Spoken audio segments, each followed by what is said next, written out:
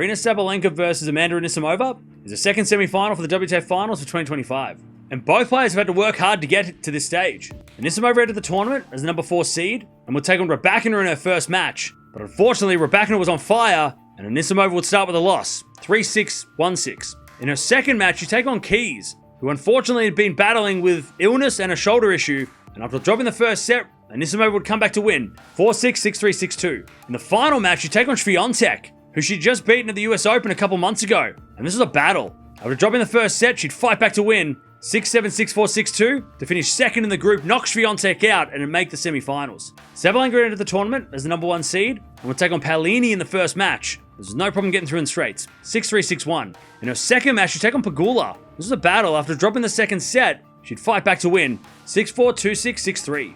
In her final match, she'd take on Coco Gauff, who she hadn't played since the French Open final, which of course she'd lost in dramatic fashion. And after a close first set, she'd get through in straights, 7-6, 6-2 to top the group, undefeated, and make the semi-finals. These two have played 10 times before, with Anisimova leading 6-4 in the head-to-head, which might be a bit of a surprise to people because Anisimova's sort of broken out this year and made the top 10 this year, but she is very familiar with Sabalenka's game. Of course, they played at the US Open in the final where Sabalenka got the win. They also played at the French Open and Wimbledon, and of course that Wimbledon semi-final where Anisimova got the win. So it's going to be really interesting to see in this semi-final whether or not Anisimova can get another win over Sabalenka and keep that positive record. If Anisimova is going to win this one, she needs to play like she did against Swiatek. She was so good and so aggressive against Swiatek, but she also kept her mental as well. She was a little bit shaky at the start of the second set of that match, but she kept her cool, which is something that has let her down in the past. So she's going to have to do that today if she's going to beat Sabalenka and make the final. If Sabalenka's going to win this one, she needs to limit the errors. The first set of that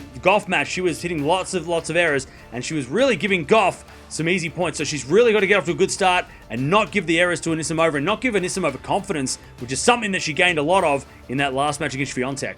What a matchup. And these two have played 10 times already. It's such a great rivalry. But I'm going to have a Sabalenka in 3 sets. I reckon she might just clutch it out in the end. But Anisimova's been so impressive and she was so good against Swiatek. I reckon it'll go down to the wire. But I think Sabalenka might just sneak it out. But let me know in the comments below who's making the final.